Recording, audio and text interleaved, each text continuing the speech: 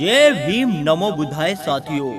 दोस्तों, आज हम आप लोगों को बताने वाले हैं कि यह ऊंची जाति के राजवंशी और क्षत्रिय जाति के लोग चमार जाति पर अत्याचार क्यों करते आ रहे हैं। और दोस्तों, जबकि सच्चाई यह है कि चमार जाति क्षत्रिय वंश की एक ऊंची जाति है। तो चलिए दोस्तों, जान लेते हैं आज की अपनी इस वीडियो में इसके पीछे की कहानी के बारे में। दोस्तों, हजारों वर्षों पहले एशिया महाद्वीप में एक राजवंश हुआ करता था, जिसको हम राजवंशी या सूर्यवंशी क्षत्रिय कहा करते थे। इसी वंश से सब घबराते थे। इसी वंश में भगवान गौतम बुद्ध, अशोक सम्राट, चंद्रगुप्त मौर्य ऐसे कई सम्राटों का जन्म हुआ।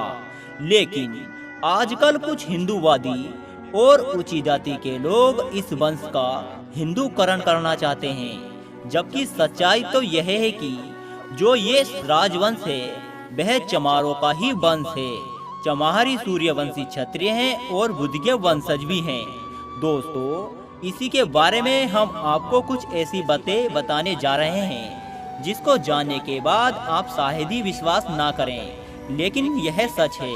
दोस्तों, बौद्ध लोग जीव हिंसा से व्रत रखते थे, लेकिन मांस खाते थे। वह किसी भी जीव को काटकर या बलि देकर मांस नहीं खाते थे, बल्कि मरे हुए जानवरों का मांस खाते थे, जिसमें कि जीव होता ही नहीं था, और इस प्रकार जीव हत्या नहीं करते थे। और पूरे भारत में ऐसा करने वाली एक ही जाति थी, वह थी चमार जाति। आप बड़े बुजुर्गों से पता कर सकते हैं। और पूरे भारत में जनसूत्रियों और लोक कथाओं में चमारों को ब्राह्मण बड़ा भाई बताता है, क्योंकि ब्राह्मण हिंदू धर्म का मुखिया है तो चमार बौद्ध धर्म का मुखिया है। और इसी कारण से चमारों की शादी में भी पंडित को नहीं बुलाया जाता।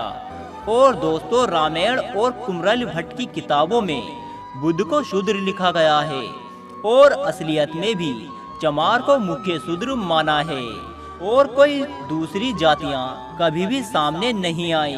और समस्त जातियों में केवल चमार ही जाति ऐसी है जो कि गरीब होने के बावजूद भी अपनी शान और शौकत पर मर मिटती है। और इस जाति में आज भी राजशाही गुण झलकते हैं। और इन चमारों का घर गांव के बाहर अक्सर होता है, क्योंकि चमार गांव के राजा हुआ करते थे, और इनको ही गांव में ढीड बाबा कहा करते हैं। और इस जाति से बौद्ध धर्म छीनने के बाद इस जाति को धर्म विहीन कर दिया गया। और इस जाति को अछूत इसलिए कर दिया गया था कि यह जाति कहीं फिर से बौद्ध धर्म ना खड़ा कर सके। और चमारों की शिक्षा पर रोक इसलिए लगा दी थी कि चमार अनपढ़ रहेगा तो अछूत समझेगा, और कभी भी यह नहीं जान सकेगा कि चमार एक राजशाही खून है। इसलिए चमारों की शिक्षा पर रोक लगा दी गई थी।